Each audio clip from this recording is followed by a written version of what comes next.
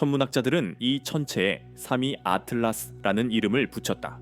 인류가 기록한 세 번째 성간 천체 엑싱젠텐티로 확정된 존재다. 처음에는 혜성으로 분류되었다. 태양계 바깥에서 날아와 우리 항성 근처를 스쳐 지나가는 얼음 덩어리. 그러나 과학자들이 관측을 깊이 할수록 이 천체는 자연산처럼 보이지 않았다. 질량은 기괴했고 구성 성분은 이상했으며 궤적은 불안정했다. 제임스 웹 우주망원경은 4시간 주기로 뿜어내는 열기 펄스를 포착했고 전파 망원경들은 혜성이라면 절대 발산하지 않을 전파 신호를 감지했다. 더욱 불안한 것은 화성 쪽으로 궤적을 틀고 있다는 사실이다. 이제 더 이상 주류 과학계의 변두리에서나 나올 법한 얘기가 아니다. 만약 삼위 아틀라스가 혜성이 아니라면, 만약 이것이 완전히 다른 목적을 품고 우리 태양계를 가로지르는 별들 사이에서 온 그릇이라면, 2025년 7월 칠레와 하와이의 광시야 탐사 망원경들이 희미하지만 빠르게 움직이는 빛의 점을 포착했다. 시속 15만 마일, 약 24만 킬로미터로 별들 사이를 가로질렀다. 너무 빨라 태양의 중력조차 붙잡을 수 없는 속도였다. 이 단 하나의 특징만으로도 이 천체는 성간 천체로 판명났다. 초대장 없는 외계 방문자에게 부여된 명칭 삼위 아틀라스.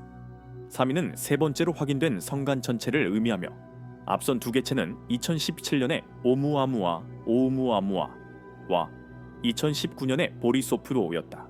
초기에는 익숙한 행태를 보였다. 내태양계로 접근하며 밝기가 증가했고 활동 징후를 드러냈다. 그러나 이상 현상은 거의 즉시 겹치기 시작했다.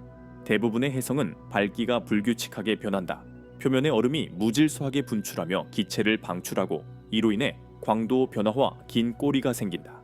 3위 아틀라스는 달랐다.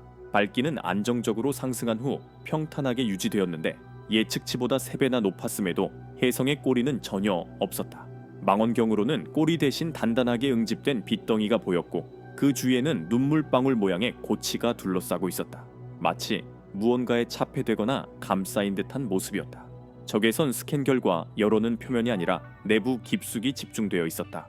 4시간마다 이 빗덩이는 펄스처럼 밝아졌다가 어두워졌다. 관측자들은 이를 심장 박동에 비유했다. 이 펄스는 무작위적이지 않았다.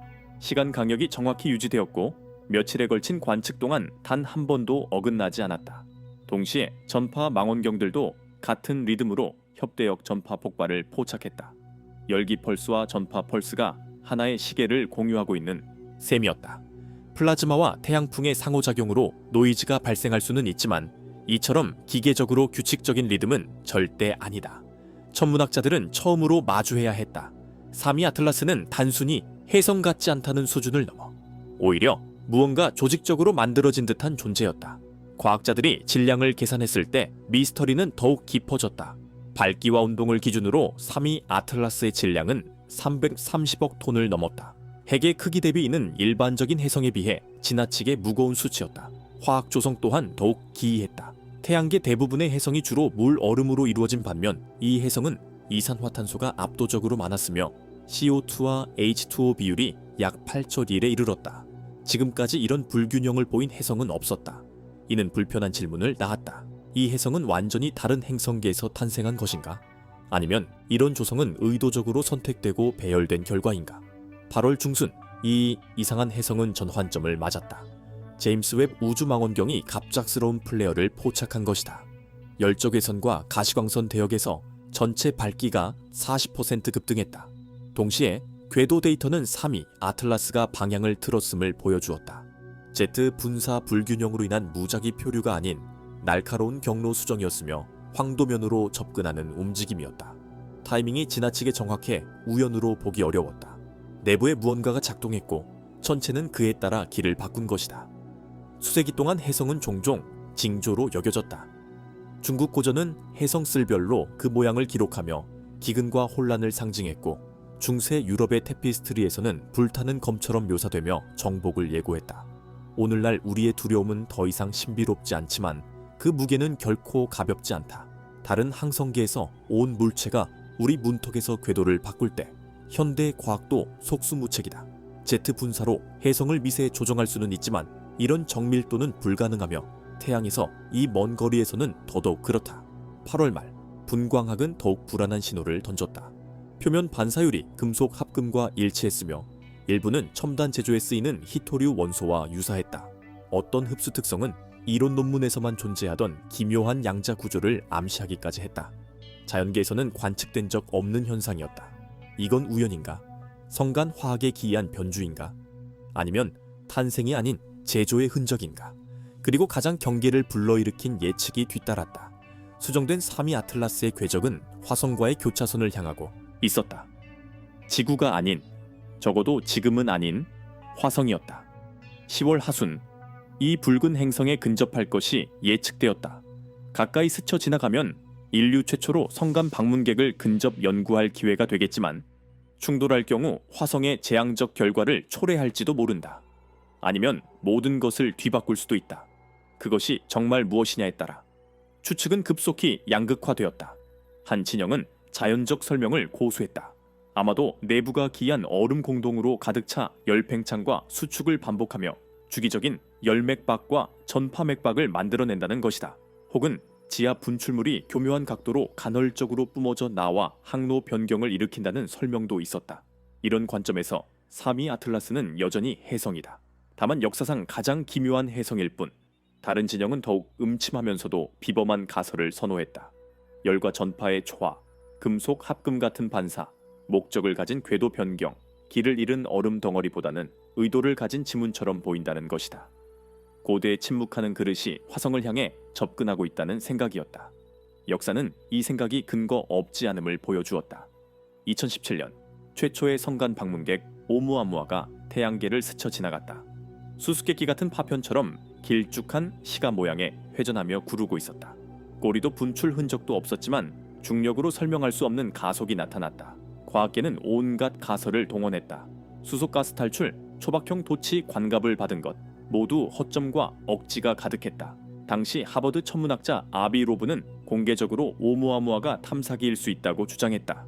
우리 이웃의 표류에 들어온 외계 기술의 유물이라는 것이다. 많은 이들이 그를 과격하다고 비난했지만 선례는 이미 세워졌다. 성간 전체의 행동이 우리의 인식을 벗어날 때 추측은 더 이상 주변부가 아니다. 그것은 필연이다. 이 선례는 3위 아틀라스를 따라다니는 그림자처럼 드리워졌다.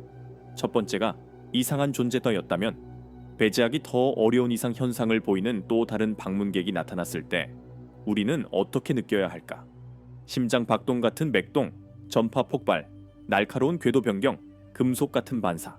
그중 하나만으로도 충분히 이상한데 모두 겹치면 자연 현상보다는 기능처럼 보인다. 기능이 있다면 목적도 있다.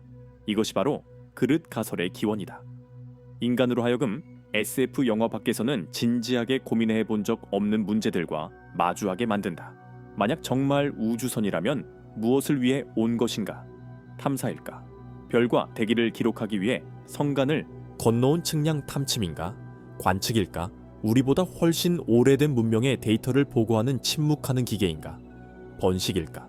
수백 수천 년에 걸친 시합 프로젝트만으로 기계나 생물학적 물질을 먼 항성계에 뿌리는 것인가? 아니면 조난일까?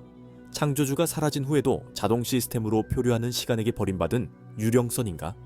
모든 가능성은 똑같이 심장을 뒤흔든다. 만약 그것이 유령선이라면 우리는 단지 다른 곳에 생명이 있다는 사실만이 아니라 문명이 무너지고 유물이 별들 사이로 흩어질 수 있다는 사실을 알게 된다. 만약 그것이 활발히 움직인다면 그건 의도를 의미하고 의도는 선택을 의미한다. 화성에 접근할 때 그것은 어떤 선택을 할 것인가? 화성은 이 거대한 드라마가 펼쳐지는 무대이며 그 상징성은 너무나 명확하다. 수십 년 동안 인류는 이 붉은 행성에 야망을 품어왔다.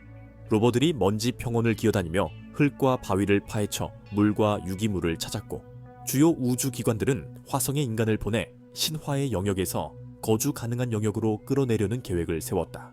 이제 한 성간 방문자의 궤적이 같은 행성으로 휘어지고 있어 오싹할 정도로 신화의 재현을 연상시킨다. 옛사람들의 상상 속에서 혜성은 운명을 예고했고 오늘날의 상상 속에서 화성은 바로 그 운명이다. 만약 3위 아틀라스가 정말 어떤 운반체라면 그것이 화성을 향하는 것은 우연이 아닐 수 있다. 인류가 밖으로 손을 뻗을 때 무언가가 안으로 손을 뻗어 같은 목표에서 만나는 것이다. 추측이 분분하지만 하나의 현실은 바위처럼 단단하다. 다수의 관측 장비가 동일한 이상 현상을 기록했다. 나사와 ESA의 자산, 허블, 웹, 남미부터 유럽에 이르는 지상 배열, 이건 단일 기계의 오작동도 단일 데이터 세트의 노이즈도 아니다. 열 맥박 확인됨, 전파 맥박 확인됨, 궤도 편향 확인됨, 초질량 확인됨. 어떤 보정 오차도 이 모든 것을 동시에 설명할 수 없다. 이 모든 것이 합쳐져 자연적이든 공학적이든 무시할 수 없는 패턴을 형성한다.